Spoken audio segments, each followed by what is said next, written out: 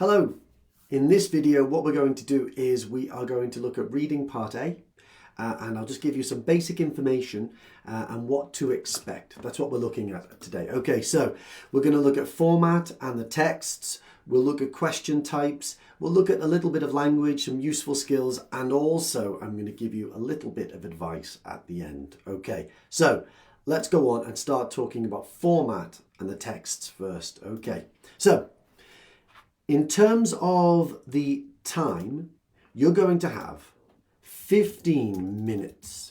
Okay, remember that in reading, you've got Part A, Part B, and Part C. The whole thing takes an hour, but in terms of reading Part A, you've got 15 minutes. Okay, 15 minutes. And in that time, what you're expected to do is you're supposed to process 4 short, I'm going to say short-ish. They're not always very short. I'll show you some text today, but 4 short-ish texts. Now, all of these texts are thematically linked. Okay, so what that means is that they could all be about burns, or they could all be about pneumonia, or they could all be about ulcers, and they'll have different relationships with the subject.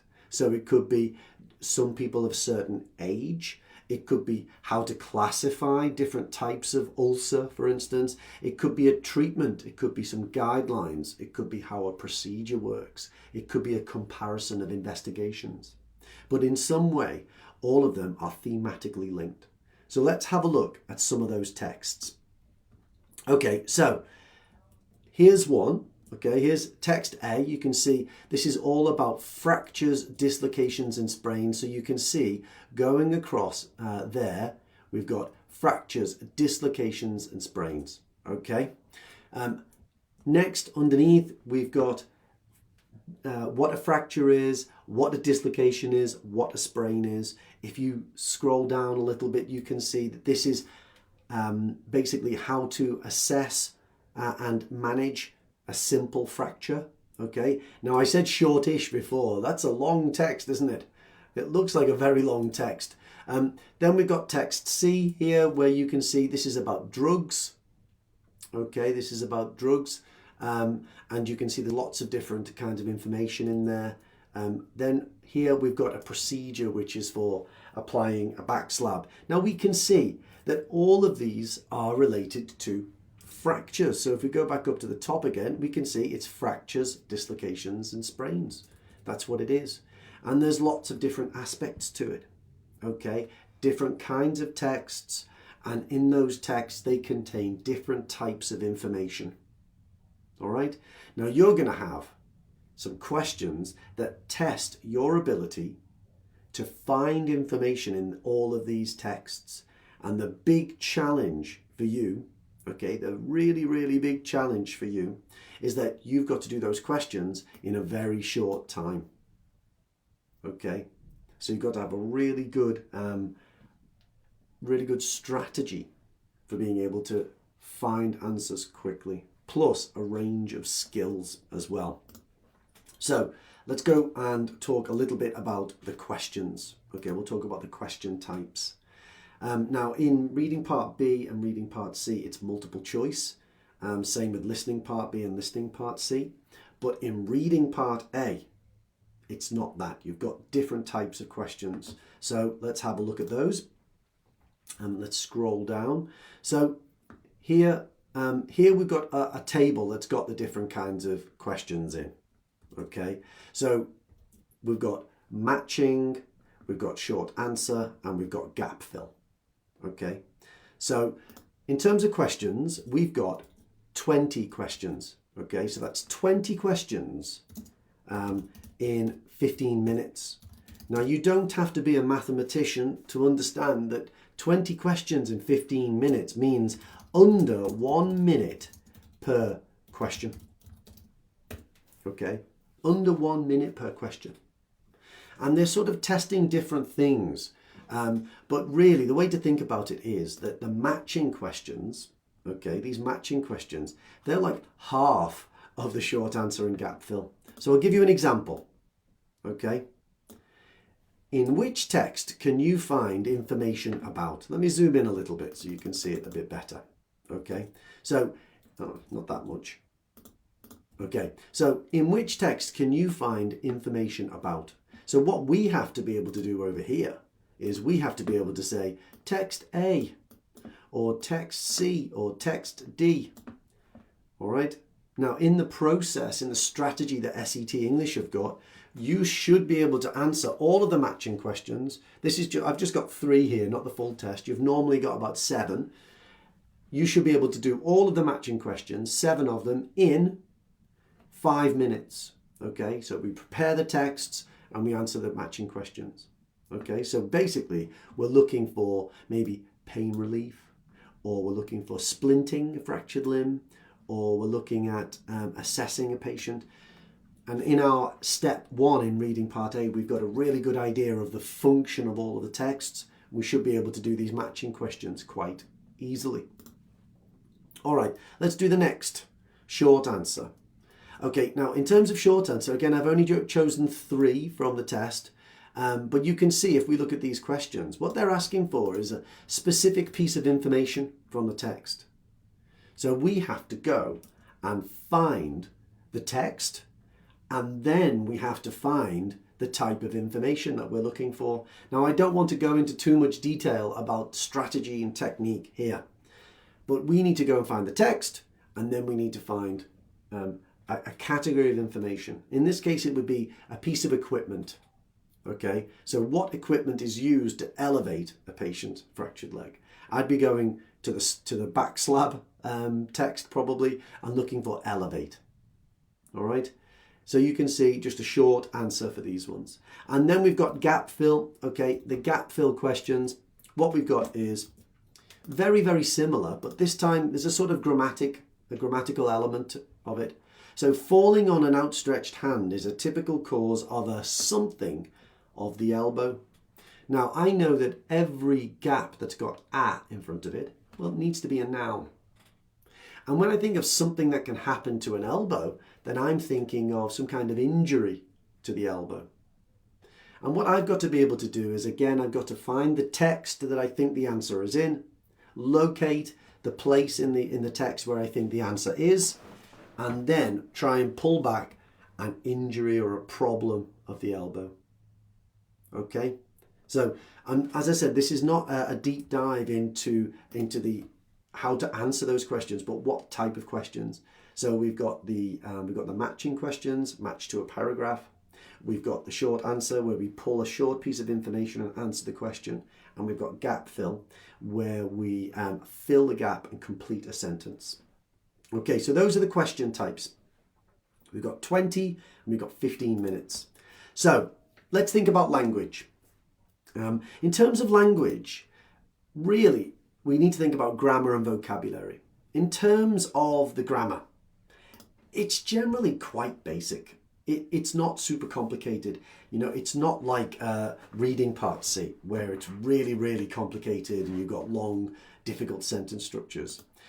We've got simple sentences generally because the aim of the texts in reading part A is to give information quickly. Okay, they're generally kind of workplace texts. We use the present tense. You're not going to find lots of present perfect, past perfect. That's not going to be in there because we're not telling stories. We're giving instructions and informing.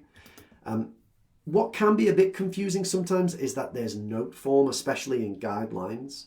Okay, and then we do use a combination of active and passive just because we use active and passive all the time in English. So you do need to be prepared for that. Okay, so in terms of grammar, it's generally quite basic. Vocabulary is a different thing. It's a bit trickier, I think, vocabulary. So it is technical. Now, if you're a medical professional, which all of you are, then this vocabulary shouldn't be too technical.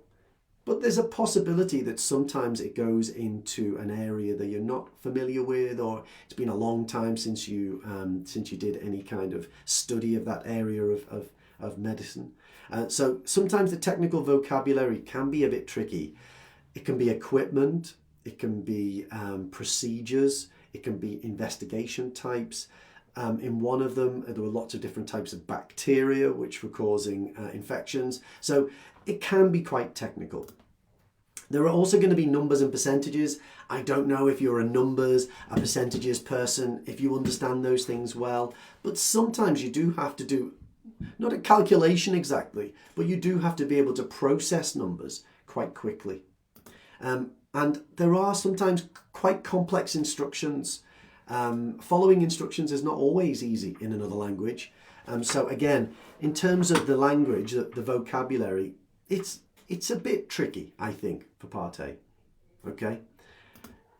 Now, the big challenge in terms of language, and this is not just in Reading Part A, it's in every part of the exam and every part of every English language exam. It's paraphrasing. Okay, because paraphrasing is a very difficult thing to do. It's slightly less difficult to recognize, but it still can be hard to recognize. It's using different combinations of grammar and vocabulary to state the same meaning. So instead of saying something is huge, I could say it's enormous. Instead of saying something is difficult, I could say it's challenging. But it's not always that simple.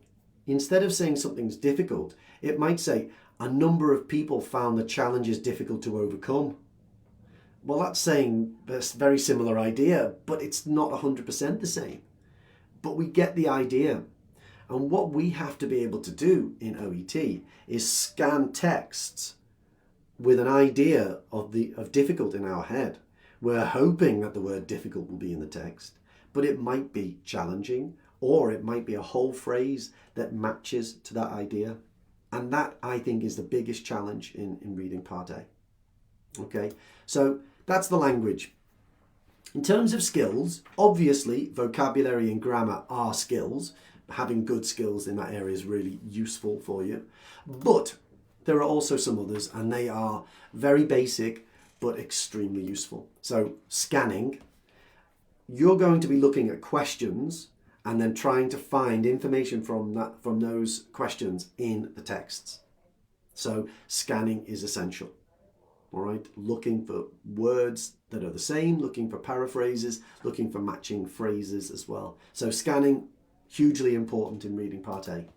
Skimming, if you do the SET Reading Part A strategy, step 1 is all about skimming.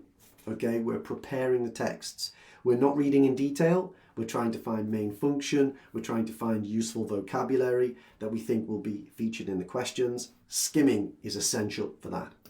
And paraphrasing, as I said before. Being able to recognize paraphrasing, being able to do paraphrasing is super useful in OET. All right. Now, you can't really just say, oh, I'm going to practice paraphrasing. Your ability to recognize paraphrasing, your ability to do paraphrasing improves as your vocabulary and your grammar improve. So you can't just say, this weekend I'm going to be good at paraphrasing. But scanning and skimming, you can definitely do lots of practice on. And that's something that we can obviously help you with in our training. Some useful advice. First of all, practice all of the skills. And remember this. If you want to be good in your reading exam, you need to read. Okay? It sounds basic, it sounds very simple, and I'm not trying to be tricky, but you have to read. If you read, everything improves.